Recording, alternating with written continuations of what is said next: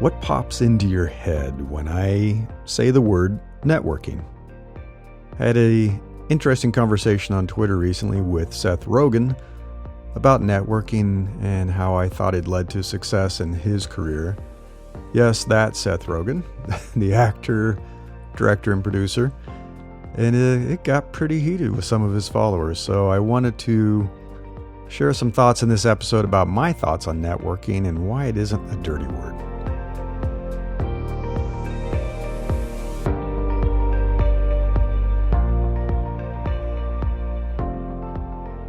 This is Invincible Career, and I'm Larry Cornett. A few days ago, I tweeted a quote from Seth Rogen using something he said on the podcast Dead Eyes. It's produced and hosted by Connor Ratliff and explores the time Tom Hanks fired him from the 2001 HBO miniseries Band of Brothers. It's pretty good. You should check it out. If you haven't heard about it, it's pretty funny actually, and there's a lot of interesting people that make appearances, including Seth Rogen. So I heard Seth talking about auditions. This is auditions for TV shows, movies, and so forth. And it made me think of the frustration people feel after dozens of failed job interviews. Because an audition's like a job interview, right? So this is my tweet, and I want you to notice the part where he said, or knew the person who wrote it. So I tweeted, so a successful actor like Seth Rogen hardly ever landed a role from auditioning, yet people expect to land a great job without networking. And here's what Seth said. I don't think I ever got anything from auditioning, ever. I maybe got one role ever from auditions, like Freaks and Geeks. Maybe the part in Donnie Darko, but every other thing I ever did, I actually either wrote it myself or knew the person who wrote it. Auditioning sucks. It's so brutal. I'm a fan of Seth's work as a director, producer, and actor. I've enjoyed many of his movies. Not all of them, but many of them. And his laugh. Seth's laugh. It always makes me laugh whenever I hear it. Very distinctive. So I was surprised and delighted when he actually took the time to respond. And I've linked some of these tweets in the newsletter.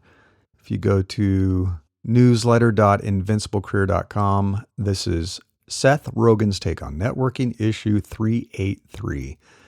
So the tweets are linked and you can check them out, so I'm not making this up. But he responded and he said, I wouldn't call what I do networking. I generate my own material and have forged deep-rooted and long-lasting creative relationships with dear friends based on a mutual respect for one another's talents and sensibilities. Now, I didn't actually say that he used networking to land his roles, but I guess it was implied. It became quite the polarizing discussion on Twitter. Some people supported me in my comment about networking in their tweets that responded. Someone said, I'd call that luck and networking. That's networking, Seth. You created the network. Hey, Seth, that's networking. I'm pretty sure you just described networking. Who am I to say, but I think that might be networking. Social networking. No crime in it. Everyone succeeds. Yep, that's what he said. Networking. Hey, just by the way, Seth, creating relationships with other people in your industry is literally called networking. To which Seth replied, I don't think so. Other people, however, were more than happy to tell me how stupid I am and to keep Seth's name out of my mouth. You have to grow a thick skin if you want engagement on Twitter. You really do. Somebody said, don't career speak me, dude. Networking feels so shallow. I like your way better, Seth. You tell them. Tear that up, boo. And a few more things I'm not going to share. By the way, if you want to increase your engagement on Twitter, tweet a polarizing point of view. Bonus points if you can get a celebrity to respond. Just be prepared for a whole lot of hate. That's Twitter.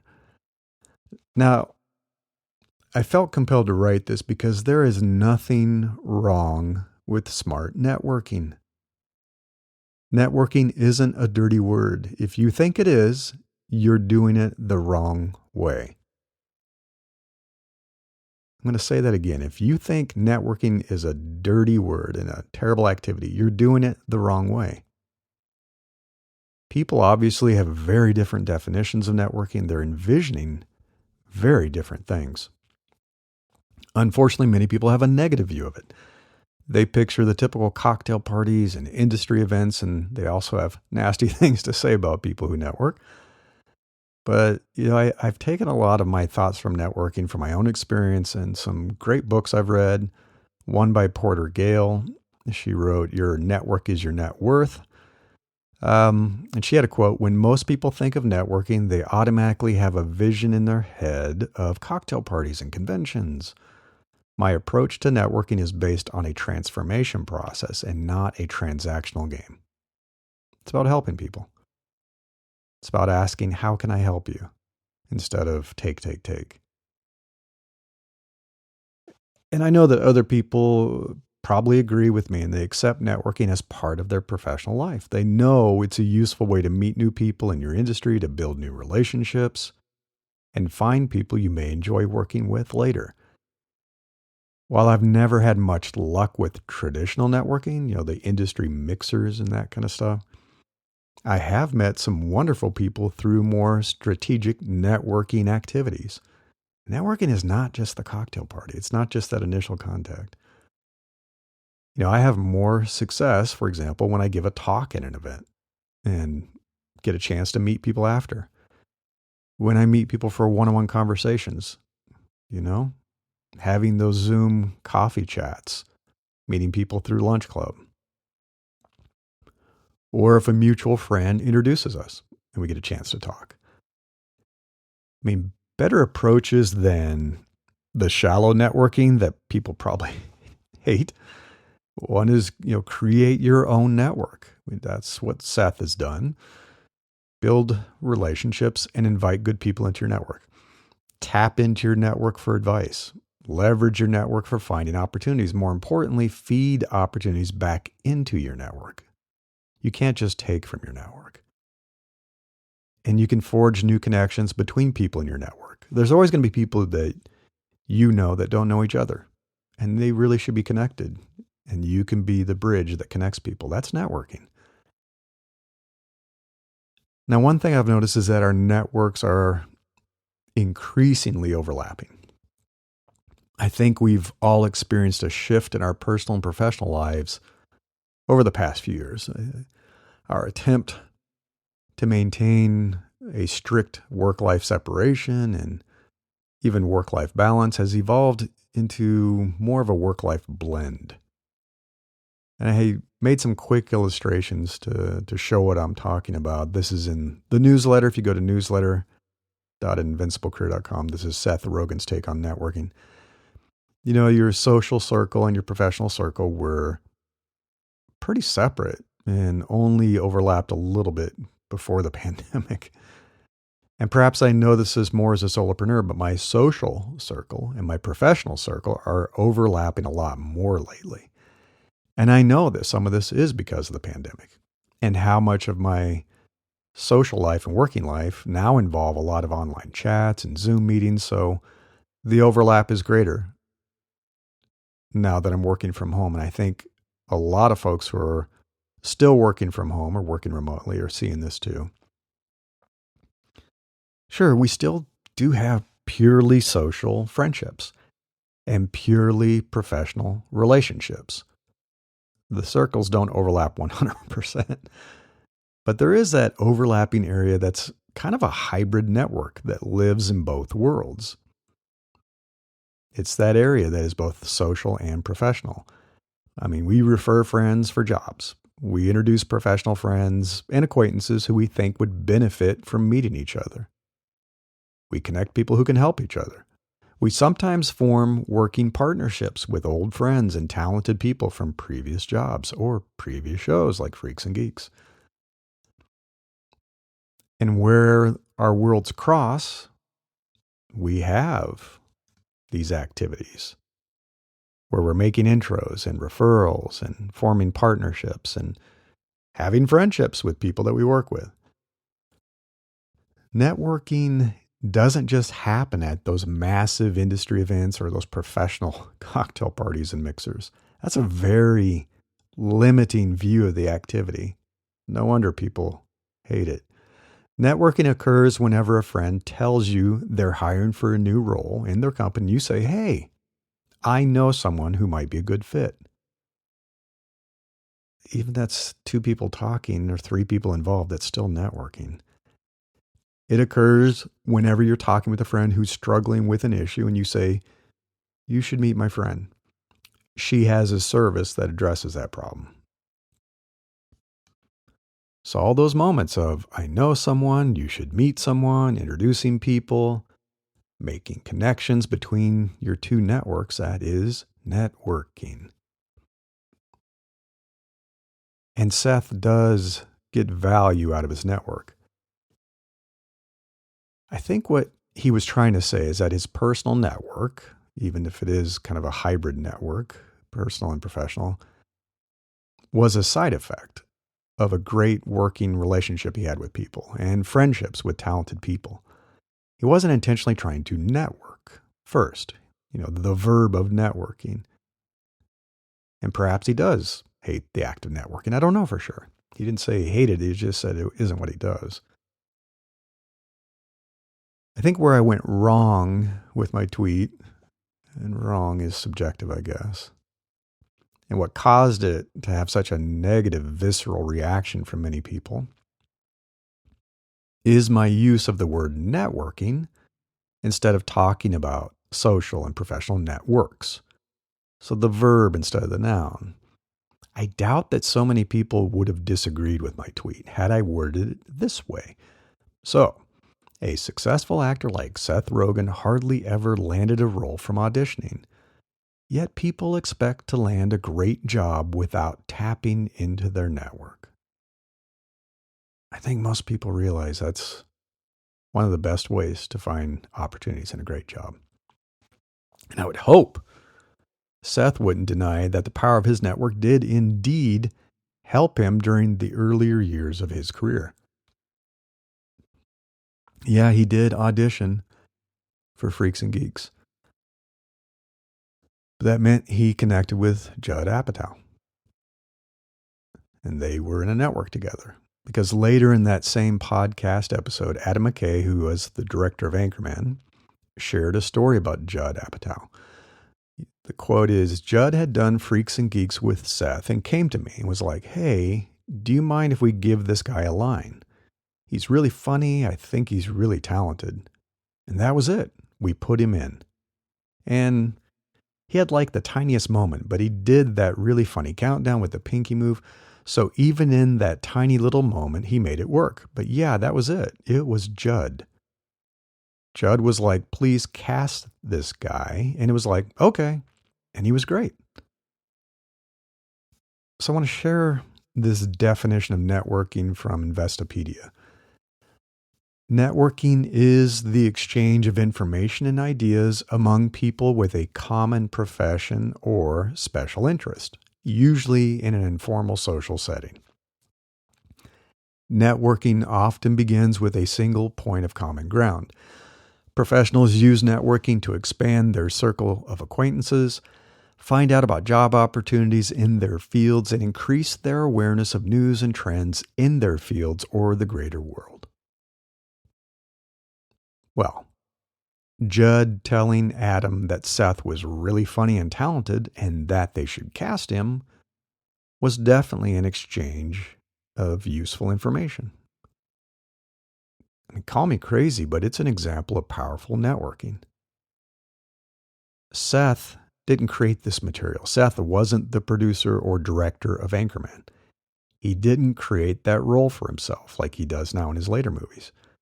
I mean, Judd was connected to both Seth and Adam. You might say they were networked together. And he's the one that made it happen. Networking can be done the right way. So I want to share another response to my tweet that I found amusing. Apparently, this person, Emily, doesn't want to work with you if you use the word networking.